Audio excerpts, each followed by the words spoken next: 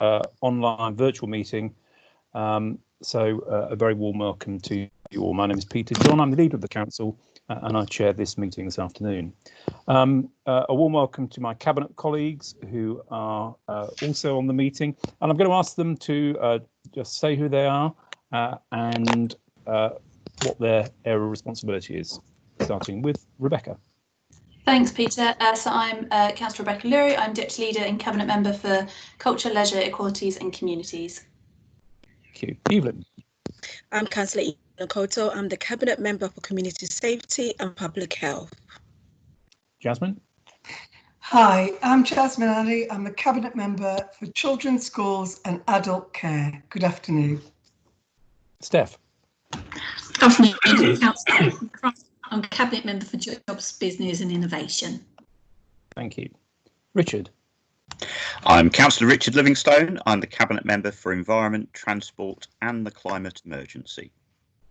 Thank you. Vicky.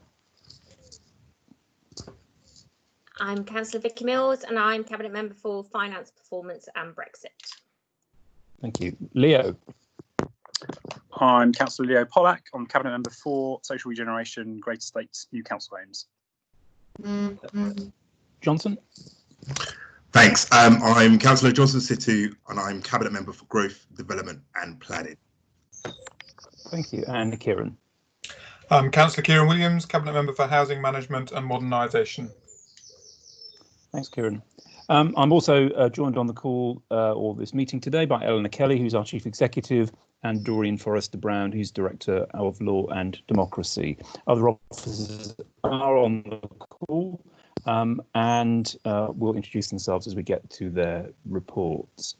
All members participating must, if you can't hear the proceedings anymore, immediately inform me, text me or message me, and we have to ensure that the link has been maintained. I should say that this morning on a meeting my link was hopeless, so hopefully that won't be repeated this afternoon. All microphones are muted by default whilst in the meeting.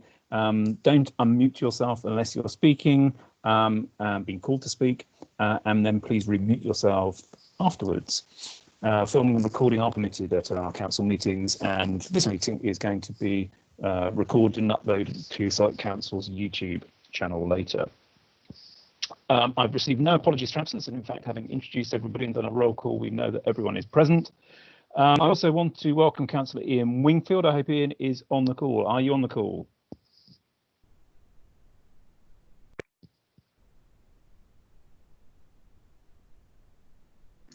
Councillor Wingfield has put himself on mute just recently, so. Okay. Yeah, so I'm always doing that. Sorry about that. Hello, can you hear me? Yeah, hello Ian. Yes, and live and kicking. Fantastic. Ian, as Chair of Overview and Scrutiny, will be presenting item 8 to us, which is the Overview and Scrutiny Committee report on the Council's response to COVID-19. Notification of urgent items. Item 8A, Southwark Together, the Council's response to COVID-19 is late and we will consider it today for the reasons set out on the front of the report or in the report. In terms of business in a closed session and any representations received, there's one item, which is a Gateway 2 award for pre-construction services at Abbeyfield Estate, Hine Maydew House Works. No representations have been received in respect of that. Disclosure of interests and dispensations. Are there any disclosable pecuniary interests or dispensations anyone has to make? Yes, Peter, in item 12 on the Gateway 3 major works, I declare an interest as I am a Southwark leaseholder and I'll exclude myself for that item. Thanks, Kieran. And Evelyn. Peter, that'll be the same for me as well. Thank you very much indeed, both. Okay, public question time. We've got 3 questions today. The first question is from Phil Addison, and I've seen Phil's name appearing as having joined the meeting. And Phil's question is, will Southwark refuse extending Dulwich Hamlet Football Club's lease and undertake an immediate risk assessment of Greendale Fields AstroTurf site to ensure its maintenance and its safe use by our community? And Phil, I think you are here, aren't you? Yes, I am, Chair. Thank you. Thanks, Phil. I don't know whether you've seen the answer which has been provided by Councillor Johnson Situ. Have you seen that answer? I have, and if I can ask a very brief supplementary question, yes, I'll be of course most you grateful. can. Yes, please. Oh, hello everyone. Good afternoon. Thank you for having me here today asking a question. My name is Phil Addison. I'm a resident of Champion Hill Ward and a member of Friends of Greendale. A quick thank you to all the staff of Southwark over the past period. It's been brilliant, the service you've been providing, and also to Councillor Situ for his comprehensive explanation of the lease at Greendale. Greendale's field site is divided into two parts. The council-controlled part is in tip-top condition, whilst the Dulwich Hamlet Football Club controlled AstroTurf area is very much neglected. Despite this, the AstroTurf is being used by more and more of our community. More than ever, its use is thriving. The previous lease, so presumably the renewed lease, breaks down how the AstroTurf and the controlling area must be maintained. The above obligation, and as well as others, are not being met by Dulwich Hamlet Football Club. Which Southwark officer or councillor can I and the Friends of Greendale work with to ensure the terms of the lease are met to ensure Greendale's safe use? Thank you, Phil. Johnson. Yes, thank you, Phil, and thank you for all of the work that you're doing locally in respect of Greendale. And I know that the Friends of Greendale do a tremendous amount of work locally as well. So thank you. In respect of response to your answer, you know, the short and simple response to that is me as relevant cabinet member, and I know Councillor Lurie in a leisure capacity as well would be happy to have that discussion as well. But we will happy to update you in terms of maintenance, and also, as you'll note from the response I gave, one of the key parts of the extension of the lease is investment in the Greendale AstroTurf, and we would expect to see that as well. So happy to have that discussion outside, and in respect of officer wise as well, happy to email you the particular officer, but it would be a combination of regeneration and leisure as well. Thank you very much. I'll email all persons mentioned, yes, and hopefully we can be in touch over the next days. Thank you, everyone. Thank you. Bye-bye.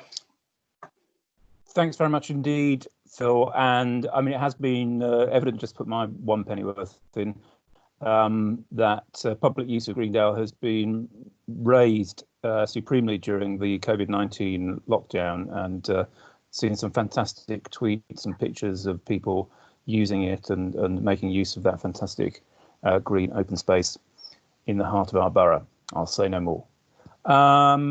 Okay. Larry Broomhead. I know that Larry's on the call because I saw him earlier. There, LB, Larry. Hi, Larry.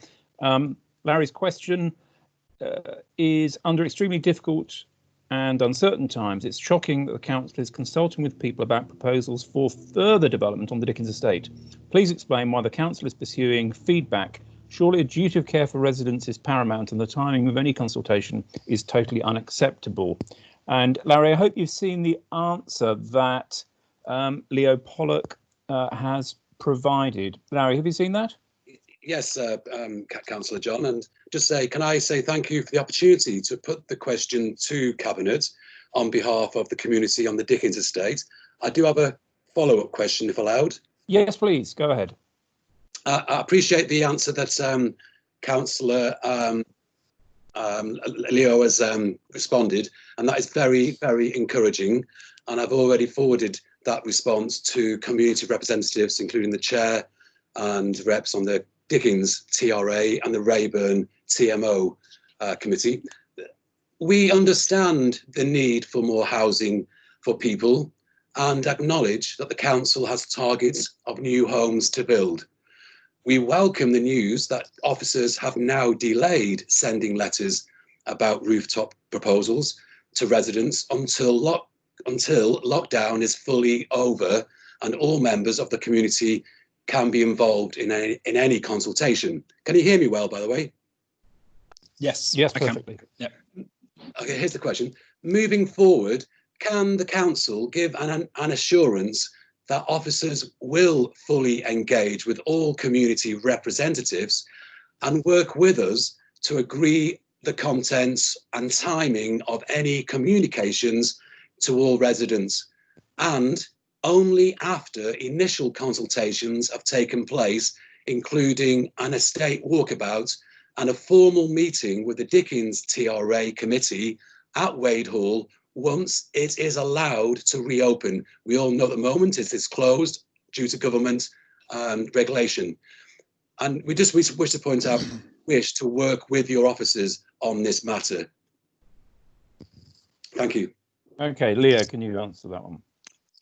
So thank you very much, Larry. Nice to meet you, and thank you for your question. And I'm encouraged that you're satisfied with the answer that we have provided. And to your question, absolutely yes. So the approach we're taking in terms of making first contact with residents for potential rooftop development projects is to be as meticulous as possible, really, and to take as much time as is necessary to explain to everyone, particularly those who live on the top floor of blocks, what our specific offer is for rooftop development, because we want to make sure that it's as informed as possible, and that the engagement is as personalised as possible as well. And when it comes to the contents and timing of mass communications that go out, I think part of what we were doing over the last couple of weeks was trying to just go through each stage, contacting obviously the Rayburn TMO manager, then the TRA, and then we'll progressively make sure that you have the opportunity to comment and amend any of those communications going forward. So it's done in the best possible way.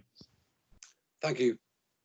Thanks, Larry, and it's good to see you, and thank you very much indeed for the work you're carrying on doing at Rayburn House and right across the Dickens estate. It's truly appreciated by us and residents in your part of the world, so thank you. And thank you, and all take care, keep safe. Bye. And you, Larry, take care. Okay, we move on to the minutes, and there are two sets of minutes, one set from the 7th of April 2020, so dealing with them in order. Can we agree those minutes, please? Agreed. Agreed. Agreed. Thank you. And the 5th of May 2020, can we agree those minutes as well? Agreed. Agreed. Thank you, colleagues. There are no deputation requests this afternoon, so we move on to item 8, Southwark Together, the Council's response to the COVID-19 pandemic. And as advertised, Ian Wingfield is here to present the report of the Overview and Scrutiny Committee. And this starts at page 25 of the agenda papers. Ian.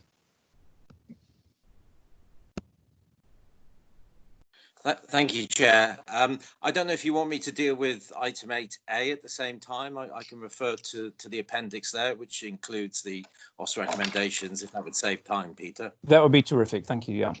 Okay, no problem. Well, first of all, thank you for the opportunity to address the Cabinet today and to present the report from the Overview and Scrutiny Committee on the COVID-19 report that was previously considered by the Cabinet. As you know, we had a fairly brisk OS meeting. It only lasted 4 hours. And in that time, I'm sure you will agree, we gave both fair consideration to the seriousness of the issue, the pandemic that faces us all, and I believe that warranted the attention given to BIOS to the Council's response to the pandemic. I would like to begin by thanking all the Cabinet members and the senior officers who attended that meeting, and to particularly thank all of them for their fulsome and informative responses that they gave on the evening. I would especially like to thank Councillor Jasmine Ali and David Quirk Thornton, who by necessity received most of the questions and also for their very concerned and detailed responses to them. If I can just single out a few points, Chair, in the recommendations that were sort of overreaching. Firstly, I think there was a lot of concern by members that we ought to build and continue the online presence and work of all the mutual aid WhatsApp groups which have been set up across the length and breadth of the borough. Indeed, in my own ward, there's 16 such groups, so goodness knows how many there are I say across Southwark as a whole. I think there'll be an essential ingredient for how we move forward from the lockdown and continuing to build community cohesion as we go forward. Especially if there's a second wave, God forbid, to the pandemic. I think also it's important that we do take time out to review the Council's emergency plan and also the business continuity response, particularly covering the role of elected members. It was felt by some members of OSC in particular that the widespread community contacts that councillors possess were not harnessed as quickly as they could have been in both disseminating information from the council centrally and in also alerting council services to those residents that were most in need and vulnerable in the immediate aftermath of the crisis.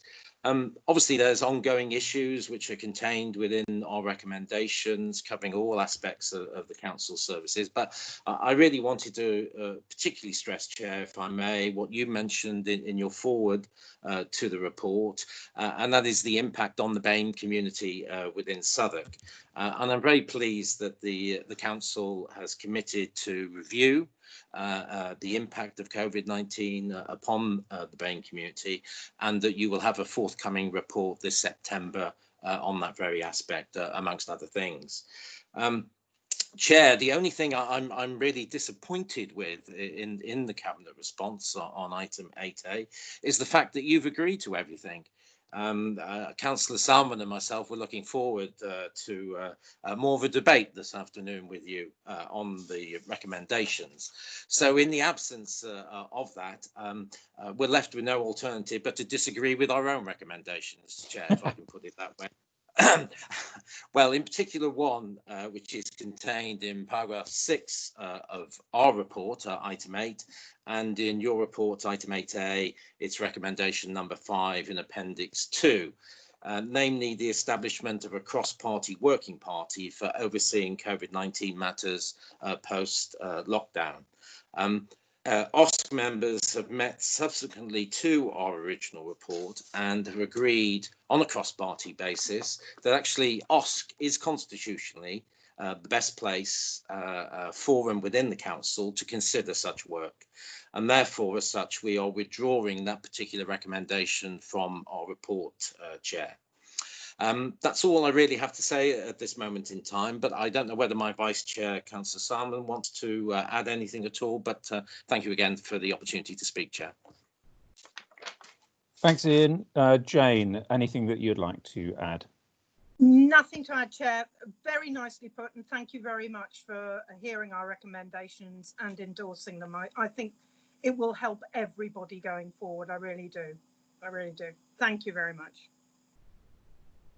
Thanks very much indeed, Jane. Okay, well, normally we would receive an OSC report and go away and deliberate on it and then come back. We don't need to do that, as you say, Ian, because we are accepting the 34 recommendations there. But I'm going to open our debate out, if that's okay, to item 8A, which is our own report in terms of the COVID-19 response.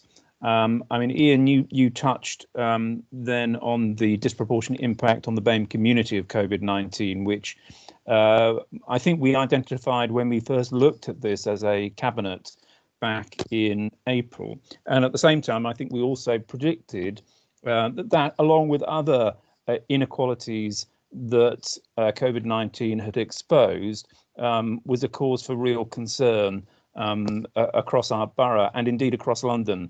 And so I think some of the difficulties, the protests, the real anger that we've seen in the last week or 10 days hasn't come as a surprise. Maybe the cause and the timing, the precise timing has come as a bit of a surprise, but I don't think any of us thought that some of these inequalities that have been exposed would not be noted and be the cause of real community tension.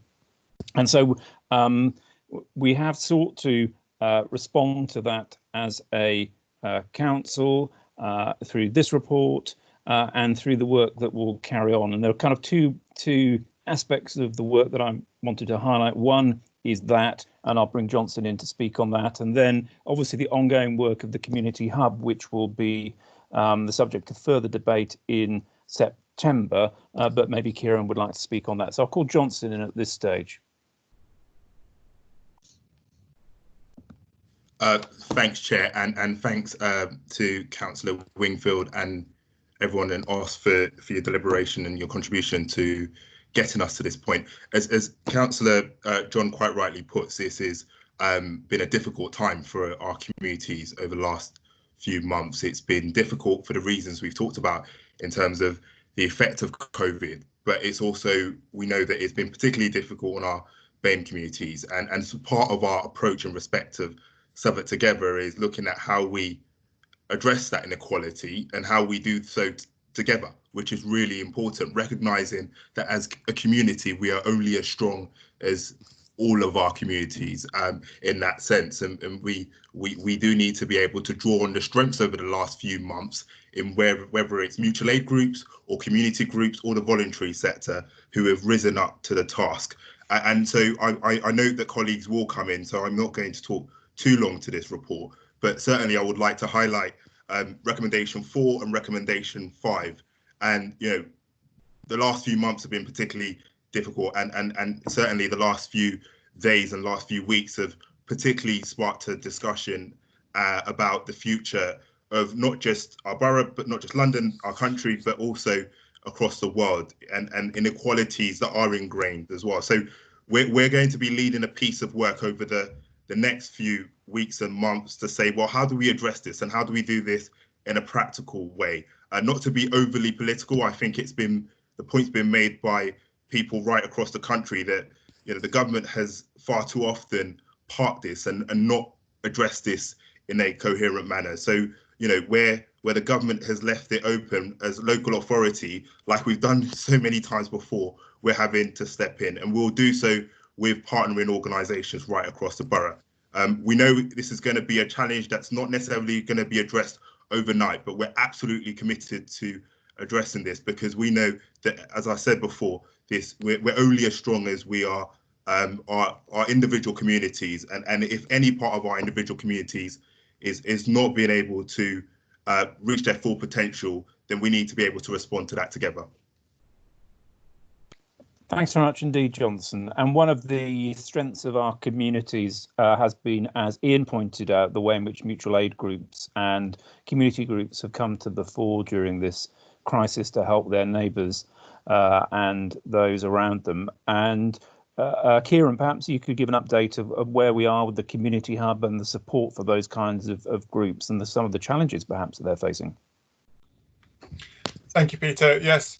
As we had the discussion at Cabinet last time round, we've had what I think everyone agrees has been an amazing response across our borough to make sure that those people who needed extra support during this crisis got that support and got it quickly. That's been very much a collaborative effort between the council, the NHS, the established voluntary sector in our borough, and lots of new smaller mutual aid groups and local tenants and residents associations who've all come together to play their part. We've done all of that work collaboratively through our Community Hub, and I think it's really important to say that whilst the government nationally asked all areas to develop a Community Hub of sorts, their requirement was just to have something that supported people on the national shielded list. Our work in Southwark has been to support everyone who needed extra support during COVID-19.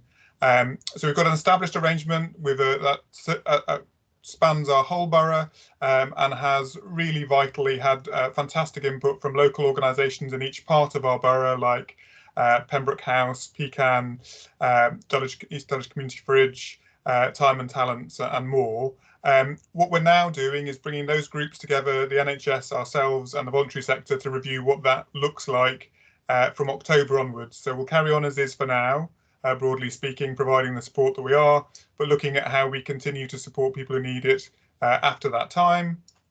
Really importantly in that, we want to do that in a way that builds on the legacy of the work we've been doing, that focus of having a borough-wide support for people who are vulnerable, having real clarity around support in each part of our borough, but also looks at how that relates to all the other support we provide in our borough, whether that be social care, the older people's hub, the emergency support service that the council provides. What's the role of each? What's the best model going forwards?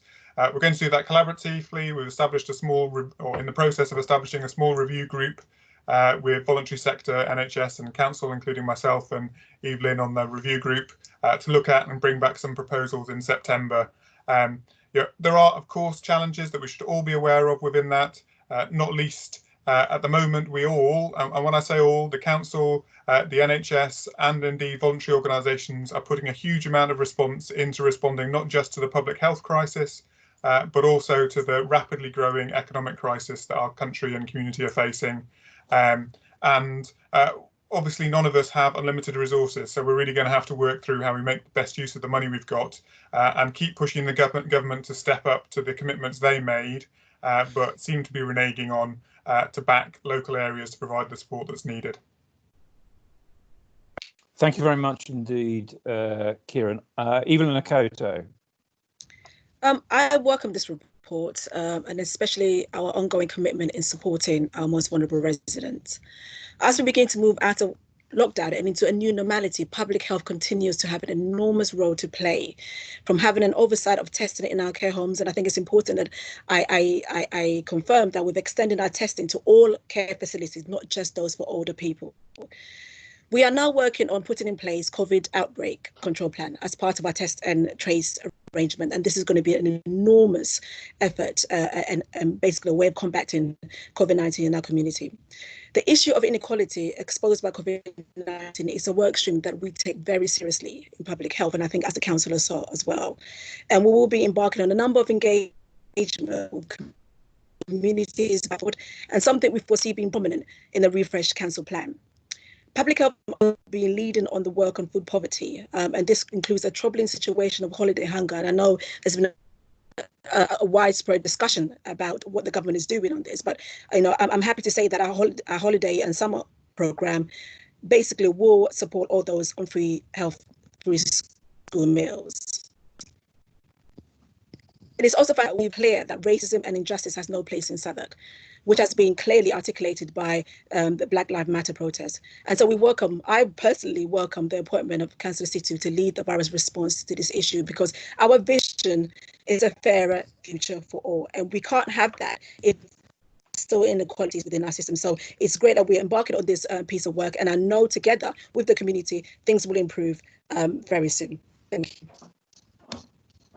Thank you very much indeed, Evelyn. Jasmine, I think it's worth just noting you and I met with head teachers right across Southwark last week. And what was clear, although we'll be working with them as much as we can to support all schools reopening fully in September, the reality from those head teachers was that unless social distancing comes to an end in schools, in the school setting by September, it really won't be possible to take all children back in September. So real progress to be made and some real challenges to overcome. Yeah, indeed. Okay, yes, that's right, Peter. I mean, I've just had a couple of comments to make on the report in total. I wanted to say while Ian and Councillor Wingfield and Councillor Salmon are here, I wanted to thank them so much for their scrutiny review. It was really helpful, that time of reflection, you know, when all around is chaotic. But I have to say, I want to reflect the thanks in the report to all our services, which just keep on going. And throughout the pandemic, the majority of our schools remained open for key worker and vulnerable children. Our child protection services open, our adult safeguarding services open, and even the inspectors were even being inspected in the middle of a pandemic. Next week, the Youth Offending Services team will be inspected. We managed to open our free child and adolescent open access service online, but we did that. Now, we know that COVID-19 remains a threat. Peter's already made the contribution on schools, and we have to work on that. And we have to protect our communities. As Ian said, we know that BAME are at least twice as likely to die as a result of infection. Now, I just wanted to sum up by talking a little bit about Black Lives Matter. Southwark is one of the most diverse local authorities in the country. We have done some amazing work here, but it is no surprise that Black Matters campaign has so powerfully resonated with our children and young people. And just last week, Johnson, Evelyn and myself were in a meeting, online meeting. We didn't know how many people were going to be there. There were 90 children and young people at that meeting. And it was almost like they had been, you know, elevated. Their questions were amazing and they were so powerful. Our young people are, you know, they're enraged about racism here as well as in the US. So without endorsing or even mentioning issues like disorder or property destruction, we know how we can support the young people that are doing this by empowering them. And that is why I think our anti-racist audit, you know, which is an amazing idea, you know, it's no surprise that Southwark should be leading the way, you know, in the response to the BLM campaign. But, you know, the audit must be led by young Black people from the Black Lives Matters campaign and other community campaigns and obviously they'll access support from Johnson, Evelyn, myself, and, you know, all our colleagues. But, you know, it's not just to identify and challenge incidents where slavers, colonialists and other racists are honoured and revered in public life, but it's also to identify examples of current ongoing racism in our institutions and society so we can confront them and uproot them. And, you know, it's an interesting thing when you've got an agenda item, which is looking at a pandemic, and then you're looking at, you know, all the racism that we've seen come to the fore in the US. I think it's difficult, isn't it, to be upbeat? But actually, I'm going to be upbeat because I think this campaign, you know, has resonated with our children and young people, and I really look forward to working with them, you know, on, you know, BLM. Thank you. Thanks very much indeed, Jasmine. And finally in this section, Richard. Thank you, Peter. Yeah, I just wanted to very briefly update the committee on progress on recommendations 18 through to 20 that OSC made, as these fall under my area. So both 18 and 20 talk specifically about what the council ought to be doing with its highway space to allocate more space for pedestrians and cyclists. So I have signed a decision yesterday to take our next steps in this. So a number of measures there to help that through improving cycleway safety, introducing modal filters and for school streets. There'll be future announcements to come forward in future weeks, all based on our Southwark Street Space Initiative and the consultation that's going on around that. And if there are still people that want to contribute but have yet to give their ideas, please do so on the Commonplace map.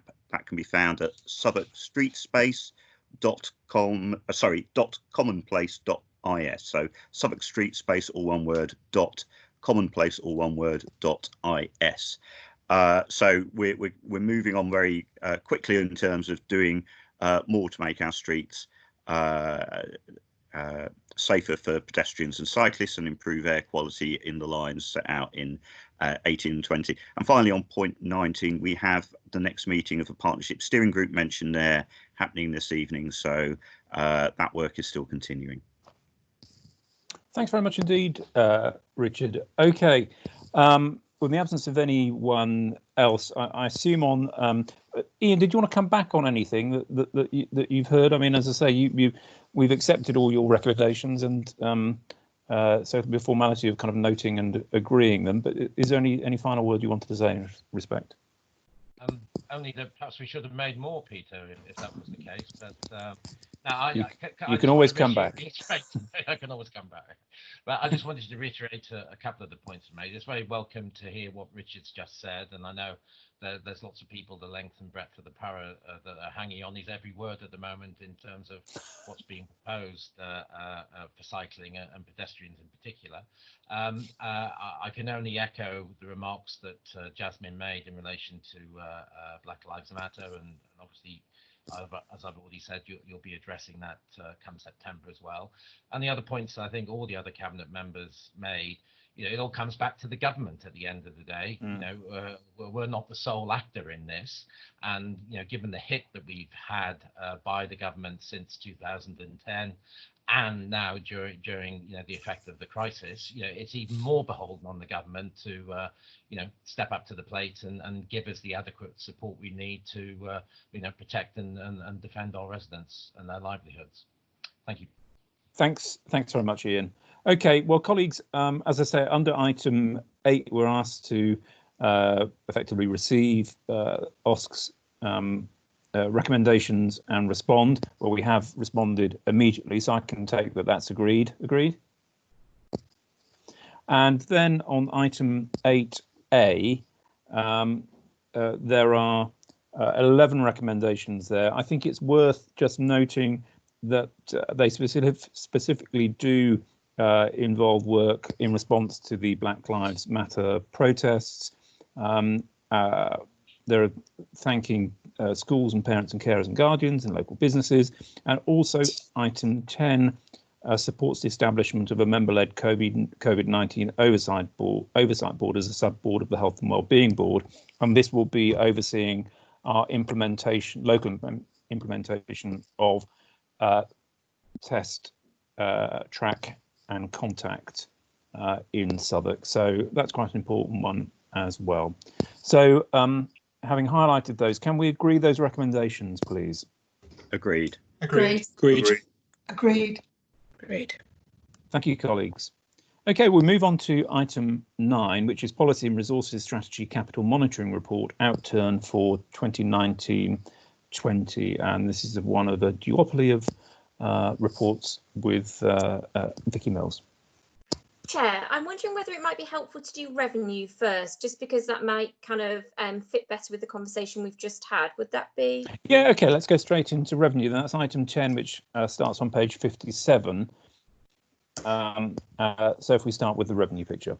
So I didn't come in on the last item. I'm conscious that we are short of time, and a lot of the things that we've just talked about, are they're brilliant, they're positive, they reflect kind of the great work that's been going on at the council. But I think as I sit there and hear those great things, I'm thinking about the fact that actually at the moment, it looks like COVID has cost us over £47 million in terms of additional costs and lost income, and that is the amount after we have applied the monies that we have received from government. So we are facing a huge challenge, and when we bring the budget remit report to July Cabinet, we could be looking at an upper end of savings and efficiencies that we will have to find in 21-22 of £50 million, and that is pretty bleak. And whilst we don't have figures to share on the HRA at this stage, I think it's fair to say that the HRA is not in good shape at the moment either. So we are facing up to some huge financial challenges, and that work and planning needs to begin now. But actually, in terms of item 10, which is the outturn for 1920, we were in an incredibly strong position in terms of what we said we would spend and what we said we would do in 1920. We did those things, and those areas of the budget that have caused pressures in recent years, whether they are kind of particularly children's services and adult social care, actually we have made the savings and efficiencies, the transformation in those services that were required, and we ended the year on budget. Some pressures around homelessness and TA, some pressures around our leisure contract and around our tree management meant that we did spend our £4 million contingency. But broadly, we in March were in a very, very strong financial position. As I say, that's now been somewhat ruined by COVID, but the report that we take today shows that we were in a good position. I suppose I should also highlight that we added £7 million more to the DFSG deficit last year. That's the dedicated school grant. So our deficit on the dedicated schools grant sits at about £18.5 million. And actually, as we ask schools to do even more during COVID and during the year ahead. And we know that we are not going to be in a position to pay off that deficit anytime soon. So I think it's right and proper that we highlight that. So just to say, in March, good position. Where we are now, much less good position.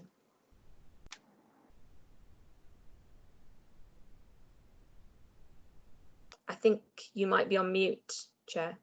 Yes, I'm on mute. Okay, thank you very much indeed, Vicky. Anyone want to comment on this report? Duncan Whitfield, anything that you wanted to add to Vicky's pretty comprehensive introduction, I have to say? No, other than to thank Chair, the involvement really of the whole of the Cabinet and all of my colleagues in getting to the position that Vicky has just reported in 1920. As we come out of austerity and feel like we're getting into a much better position to start offering options and choices, suddenly COVID arrives. And I'm afraid the world financially is going to be a very, very different place by the time we get to next year's budget. But for the moment, I'd just like to celebrate and thank all of those who have been involved in this process for 1920. Thank you.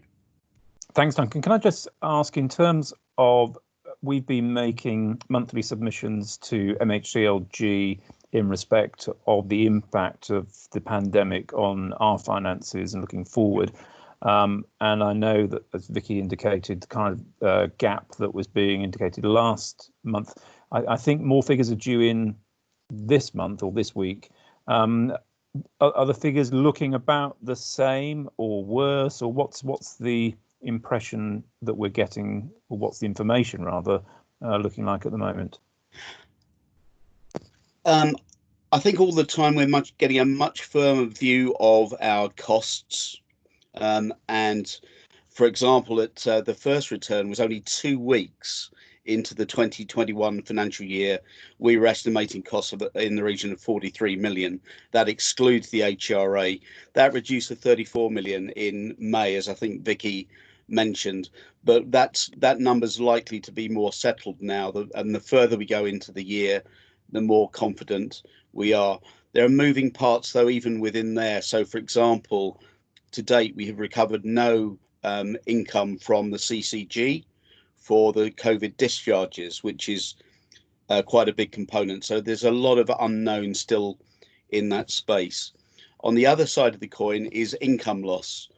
And this relates to our fees and charges around services like leisure, like parking, but more importantly around housing rents, around council tax and business rates. Now, again, I think we're now getting closer to a position at the end of the first quarter where we can put an estimate around that. But I think, again, this is a large component of the requirement really on government to reimburse councils for lost income, and putting HRA to one side for the moment, putting housing rents to one side, we're looking at something in the region of 13-15 million loss in this financial year at the moment, and that is will be an immediate call upon next year's budget unless we can get that gap filled by government. So we're getting more confident. We're only 11 weeks into the financial year. We've got a long way to go, and we have no idea what recovery looks like and how quick recovery will happen. So it's a world of unknowns, Peter, I'm afraid, but I hope that helps. Okay, I mean, but you know, we're part of that picture of London having a shortfall of 1.2, 1.3 billion pounds going into next year. Yeah. Okay, any other points or comments or questions on this report? Otherwise, there are 11 recommendations on pages 58 and 59 for Cabinet to note and consider. Can we agree those recommendations, please? Agreed. Agreed. Agreed. Agreed. Agreed. Thank you very much indeed. Right, back to Capital, Vicky. Yeah, so this again is just our outturn for 1920. Our capital programme over the next 10 years, I think, is worth nearly £3 billion. You know, we did make good progress in terms of spending money and kind of building houses, investing in our existing housing stock, and then also, you know, many of the great things that we do, whether it's new libraries, cycling networks, kind of investment in our playgrounds. Much went on in 1920, and we spent, I think, kind of over 160 million on housing and regen, and around 100 million on kind of other things. I mean, our capital programme is underfunded. I think because we've always been ambitious, we've been relatively confident that we would find the investment for the amount it was underfunding, or we would be confident about financing and borrowing to meet those costs. I don't think right now is the moment to say we have to stop doing things, but I do think as we reach the autumn, we are going to have to think about the level of investment that we are making in our capital programme, making sure that we are you know, creating that kind of economy in Southwark that is going to generate the jobs and growth that we need to rebuild after COVID, and perhaps focusing on that, but also focusing on those inequalities that have been exposed by COVID, whether, you know, that is about the housing crisis, whether that is about kind of health inequalities that exist and how we are creating the infrastructure to reduce those, thinking about kind of the increasing attainment gap that we may be seeing between some different groups of young people, and how we are investing in that for the future. So I think it's that balance between our capital programme being one of our strongest levers to come out of an economic depression, but also that challenge that at the moment it is underfunded, and we are going to struggle to finance it as well because of the impact of COVID. Okay, thanks, Vicky. Well, I mean, there has been a lot of discussion, and it carries on in terms of how the government will help us as local authorities fund our way out of this, and whether that is 0% borrowing against the Public Works Loan Board for investment in growth. There are options which the government can make available, which would be minimal cost effectively to the Treasury, but which I think could really pump prime our local economies. So I don't think anyone believes that you know, without the involvement of local government, we're not going to drive that growth that we need to across London, across the country. And I think that's the right response. If we retract, if we reduce, if we step away, then, you know, the risk is that, you know, the challenges that we face coming out of this will be even greater. But as I say, at the moment, I think kind of, you know, we just need to absolutely be clear that the things we're investing in are the right things. Broadly, I think they probably are, but I think maybe in the autumn there's a bit of a kind of reflection to make sure that we're confident that the capital programme is in the right place. Thanks, Vicky. Of course, that might well reflect any revisions to the council plan, which takes account of COVID-19, whether that's a Green New Deal or whatever, but something which has job creation at the heart of it. OK, well, colleagues, no one's indicating on this, so we can move to the 4 recommendations on page 32 of the report for noting and approval. Can we agree those 4 recommendations, please? Agreed. Agreed. Agreed. Agreed. Agreed. Thank you very much indeed. I'm seeing everyone nodding. Anyone was against? No. Should ask, I suppose. And no abstentions. I'd be surprised, but you never know. OK. Former Walworth Town Hall. Johnson. Thank you, Chair. So to give context behind this report, this follows a report that we took and a decision that we took last year in respect to the preferred bidder for the Walworth Town Hall. Colleagues will know in 2013 there was a fire in the Walworth Town Hall. We made an undertaking in respect of restoring it and making sure that it will have cultural and community use at its heart.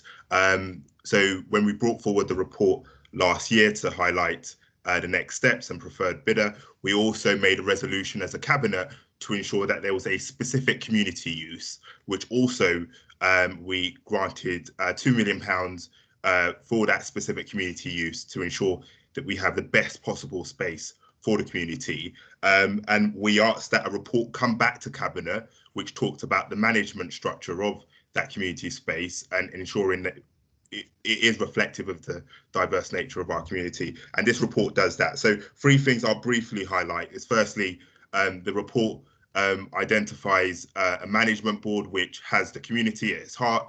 It also has us as a council and also General Projects as the preferred partner on that, and bringing forward plans for the Walworth Town Hall.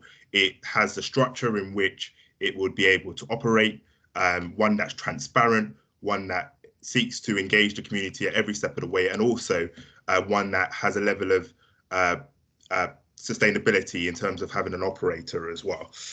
We've gone further in terms of our commitment to the Walworth Town Hall, recognising that to be able to function as a management board and a management structure, it would need some sort of core funding. So we are also proposing, as part of this report, to agree a £50,000 grant towards per annum for the first 3 years, and then to be reviewed towards the community space and the management of that community space. We recognise that there'll probably need to be additional fundraising in terms of the ambition, but that grant allows it a sure footing to move forward as well. And then the final thing we'd highlight is that plans for the Walworth Town Hall are continuing to develop, and also plans for both the Southwark Heritage Centre and Walworth Library are well advanced, and construction is well advanced in both those Heritage Centre and the library. And with the Walworth Town Hall, application is due to be submitted or just submitted very recently.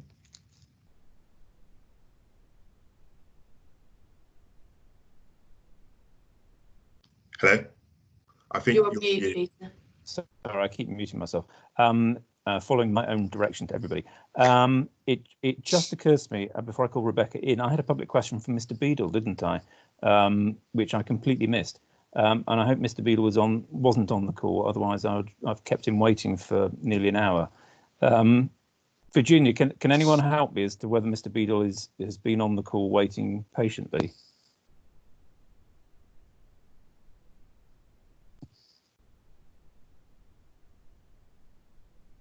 Well, we'll make sure he's got the answer, and I'm really sorry if he was on the call. I'm sure I'd have been told. I'll bring in. Well. Yeah, maybe when you come back, maybe that would be good. I'm really sorry about that. Rebecca, you might be able to comment as well. We all know Mr. Beadle well. Yes, thanks, Peter. And actually, I imagine what I was going to say probably touches on some things that he was going to raise. I've obviously got 2 interests in this, first as a ward councillor, but also within my cabinet role and the importance of the community space within the new town hall. I wanted to say that I think the paper that we have here in front of us has had an awful lot of work put into it to come up with a solution that will really mean that community space is owned and run by the community for the length of the duration, and that General Projects will have kind of control over the town hall. It's really welcome that we are looking to put in place such a management structure, and that we are going to be able to make sure that community space really delivers for local people going forward. I know that there have been some questions from members of the community about making sure that community space is protected, and I just wanted to thank Johnson for his email back to me, which I've passed on to members of the Walworth Society, which I know he's also attending later this week, to talk to them about how we are definitely making sure that community space is being protected going forward. Thanks very much indeed, Rebecca. Johnson, do you want to just pick up that question as well from Mr. Beadle? Yeah, so as Councillor Leary quite rightly mentioned, there has been question quite rightly from community members in respect of the community space, and we've always been clear, and I'm happy to reiterate that our commitment to the community space will be written within the lease. It will be a covenant within the lease, and we're going further in terms of that £2 million grant to ensure that it's the best possible space for the community, and going further in terms of the annual annual grant of £50,000 towards the management board, so ensuring that it has a sure footing moving forward. In respect of the question from Mr. Bedell, he was just making sure that, again, the public space was written into the covenant, and we've absolutely responded and said that is the space, that is the case in terms of the community space, and also just reconfirm that the lease hasn't been signed yet, and it will only be signed on completion of the works to the building, and is in and the planning application has just gone in, so it's not something that will happen tomorrow, but certainly we are absolutely committed to that community space, and it is written into the lease as well. Thanks, Johnson. Any other comments or queries on this report, colleagues? No, otherwise, thank you very much. We've got 6 recommendations on page 83 to establish a management body for the community space, as we've been discussing. Sorry, and grants Chair. and support. Yeah. It's John Abbott here, sorry. Hello, John. Hi. Come on in. I think there's been a bit of an administrative issue, maybe, because the report you should have 7 recommendations. Do you remember we added an additional one about delegating authority? Yeah, but that's for me. Ah, sorry. It's a different process. My fault. Yeah, that's okay. All right. And then I was going to say, and there's one for me, if my colleagues agreed the 6th. A big if. It's a massive if. Oh, go on. Okay, colleagues, we better do this properly now that John has drawn attention. John's raised the stakes here. He has. Okay, colleagues, can I ask for your agreement? Agreed. We agree. Agreed. Yeah, agreed. Agreed. They lustily agreed. Excellent. And there's a recommendation for the leader of the council to delegate authority to the cabinet member for growth, development and planning in consultation with the relevant chief officer to make any final decision necessary in relation to the establishment of the management board in terms of its format and composition. And I agree that. There we are. Excellent. I do too. Is that okay, John? There wasn't another recommendation sneaking around there somewhere that we've missed. No, it's sorry. It's not on the public version. That's also that's probably what's confusing me. Okay. So that's why I added it. So thanks. Okay. Brilliant. Thanks, John. Thank you. Okay, we move then to item 12, Gateway 3, which is variation decision housing major works contracts. And I'll step out of the meeting at that point. Okay, Evelyn, have you got to step out of this for Yes, this one as well? Okay. Come back quickly. I can't remember who's going to introduce this. Is it Michael or? Yeah, I can do that. Yeah. Chair. So very briefly, the paper sets out that this is asking for the Cabinet to agree to extend 3 contractors currently working across the borough on major works of all varieties. I just want to say 3 things. One is this is largely a victim of the COVID crisis. We simply don't have time to do the work we need without this for a proper new contracts with the time available and with the restrictions in place. So we're asking for 2 years to allow us to go properly to the market and have a competitive process. The intention would be, if Cabinet agrees, to take forward the same contractors more or less on the same terms, more or less doing the same sort of work, in other words, as now, but extend it for another couple of years, taking us through to June 2022. And the confidence that we have, apart from our own management, is that all 3 are achieving over 90% satisfaction rates from residents. So I'll stop there and happy to have any questions. Thanks very much indeed, Michael. That was the question I was going to ask. What are the satisfaction levels? And bearing in mind, I see Councilor Wingfield still here. Back in 2010, I think the council was reporting satisfaction levels of 105% or something. Can we be sure that those 90% plus are pretty robust figures, Michael? I mean, it's gone downhill since I've been here. That's just yes. I think they are. We have a close look at how that's done. That we have oversight of the methodology. So I'm reasonably confident. We also have plenty of direct access, direct engagement with residents ourselves. So I think they're pretty robust, and certainly the feedback from our team is that what they see coming back through the contractors and directly looks like it's about right with the quality of work that we're seeing. Okay, thanks, Michael. Anyone else want to comment or raise a question on this report?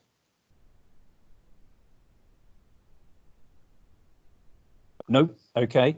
Well, there are 3 recommendations that we're asked to agree in that case on page 96, which relate to the 3 contract areas, 3, 4 and 5. Can we agree those recommendations, please, colleagues? Agreed? Agreed. Anyone against? And any abstentions? No. Okay, thank you. Thanks, Michael. So we need to arrange for Kieran and Evelyn to come back into the meeting. That's Evelyn. And I'm back too. Okay, thanks very much indeed, Kieran. That's great. Okay, item 13, Gateway 2, award for pre-construction services, Abbeyfield Estate, high investment needs estate, Maydew House Works. Blimey, this is going back 10 years as well. Who's going to introduce this? Leo. Happy to start. Yeah. So this is the, yes, blimey, going back 10 years. I think it is fair to say that Maydew House has been empty for too long, but not for much longer, because we have completed probably one of the most complex contractor procurement exercises anywhere in the borough. In terms of the pre-construction works here. I just want to pay tribute really to Dave and Ference and Cheryl, who have done that piece of work. The key thing really is, what is this for? This is the largest council house building project in the borough. We're looking at 255 new council homes in this one contract once we get to the main Gateway 2 for the main works in the autumn, as well as 25 additional rooftop homes being built either side of Maydew House. That's in total, when you look at the number of people who will be moving into those homes, that's well over 700-800 people who will move into those homes. When you look at the chain of benefit, that's 1,500 people who will be finding the high quality, secure housing, genuinely affordable housing that they have been waiting for a very long time. And with it, the relief from overcrowding, from health problems linked to their housing, and relief from private rented housing costs as well. So this is a really major report, and I think it really represents an important sort of shard of light at the end of the tunnel after the difficulty and confinement of COVID for many of these families. Thanks very much indeed, Leo and Kieran. This is a joint report. I think Leo's pretty much covered it. I think it's just exciting. This is going to be 100% council housing scheme to provide quality homes for people in our borough. Fantastic, fantastic. Okay, any comments or questions? It is good to see this step being taken forward. Steph, is this still in your ward, or is it in a it's North Bermondsey now? Yeah.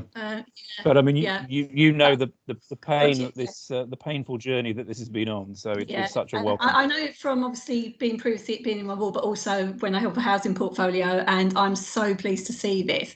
But can I just also mention, it's not just new council homes, there's also going to be a new home for Bede, which is much needed as well. I think, the work that Bede do in the local community is really valued, and for them to get a really top quality new home as part of this is really, really great to see that. And I know they've been really, really patient waiting for this, and the delays have impacted on them as well. So it's really, from their perspective as well, I think this is really good news. Brilliant, brilliant. Okay, well my screen shows a nice kind of quartet of current and former housing management members who have all played a massive part in helping to get this delivered, but it's been in our inbox for an awful long time. So can we agree the recommendations? No, we can't. We have to go into closed session to agree the recommendations, but I think we can as good as assure the public that a decision will be taken, which is good news. Okay, that ends our open business unless anyone else wants to comment on this, in which case I shall move the press and public be excluded from the remainder of the meeting on the ground that it will contain the disclosure of exempt information as defined in category 3 of paragraph 10.4 of the Access to Information Procedure Rules of Southwark Constitution. Okay, right. Is that agreed? Okay. We all have to leave this meeting. Is that right, Virginia? And we'll then be called back into another team group. Is that right, Virginia? That's right. Thank you very much. So we leave this meeting. All right. So we hang up and come back. Yes. Hang up. Hang up, and I will call you all shortly. Thank you. Thank you.